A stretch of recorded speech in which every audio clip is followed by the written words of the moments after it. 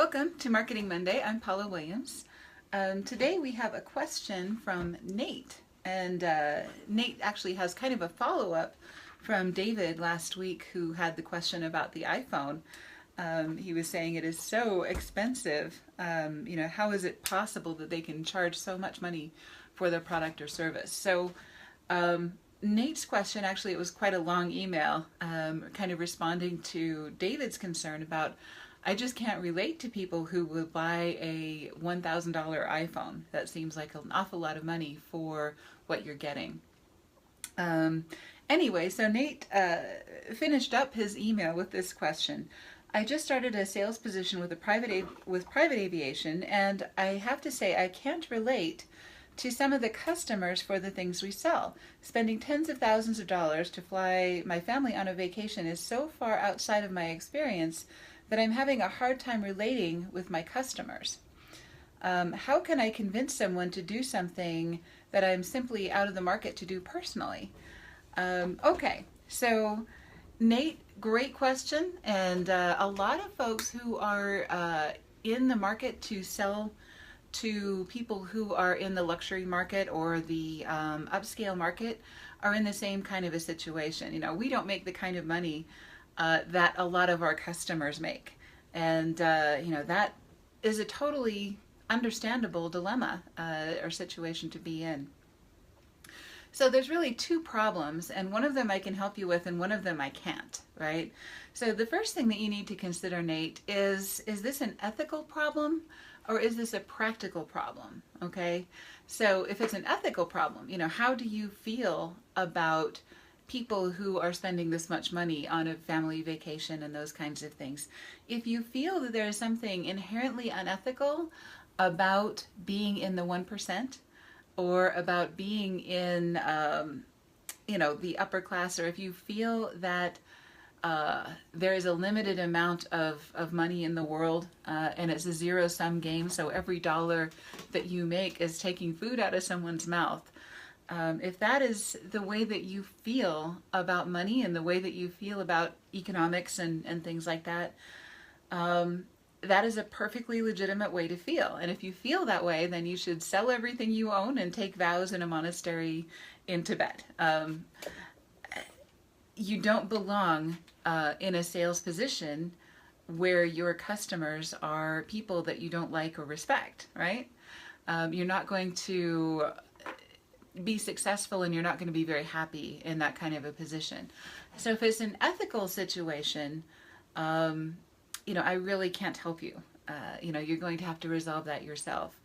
I really like a quote from Dr. Wayne Dyer, that talks about you can't be sick enough to make anyone else healthy. You can't feel bad enough to make anyone else feel good. And you can't be poor enough to make anyone else rich. Just like the rest of us, rich people are, there's good ones, there's bad ones. For every Anthony Scarelli, there's also a Bill and Melinda Gates. So, those are the things that you need to consider and you need to feel good about in your own heart and soul and everything else in order to be successful at this kind of a job. So the ethical problem I cannot help you with. That is something that you're going to have to kind of come to grips with and decide if this maybe isn't a position that you should be in. Now, the practical problem is that it really helps to know what you're talking about. And if this is really outside of your experience, it's kind of hard to talk about something that you can't or won't be able to do yourself.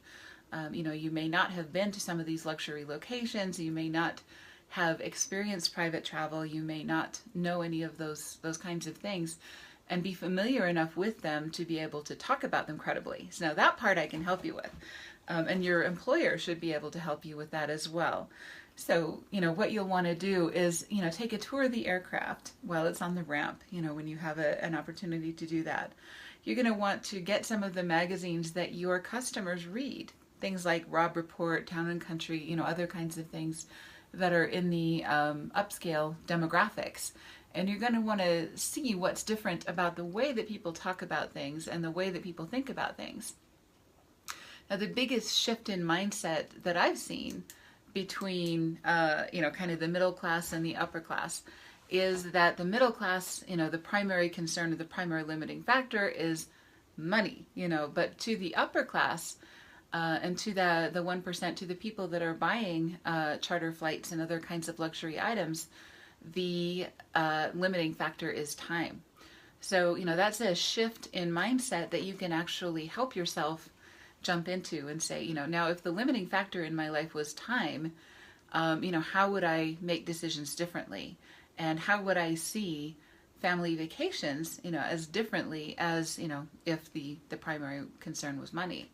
So, you want to think about that in a slightly different way.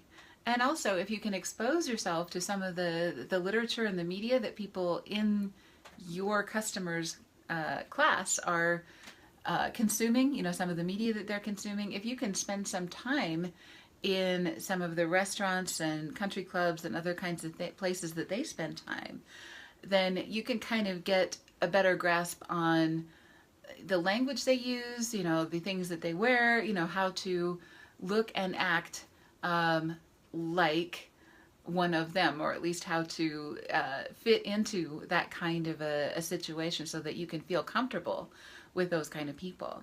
And you don't have to spend a lot of money to do that. Sometimes John and I will go to a really, really nice restaurant and just have coffee and dessert. We don't want to commit to a whole meal, spending an awful lot of money and things like that. But you can get the atmosphere and you can get the experience and, see the level of service and the quality of care, that people put into service in those kinds of places just by doing something simple like that. So anyway, coming back to your question, Nate, thank you for sending it in, and we will send you our social media guide for aviation professionals. And, once again, it really boils down to one of two things. It may be an ethical problem, and it may be a practical problem, or it may be a combination of the two. So the first thing you need to do is resolve the ethical problem. Is this some place that you are going to feel comfortable? And is this some place where you're going to feel comfortable with these kinds of customers from an ethical point of view? If that answer is yes, then of course you can always solve the practical problems. So thank you for writing in. Hopefully that's helpful. If you would like personal attention on any sales or marketing situation that you'd like to talk about, you can schedule a 30-minute consultation at consultation.aviationbusinessconsultants.com.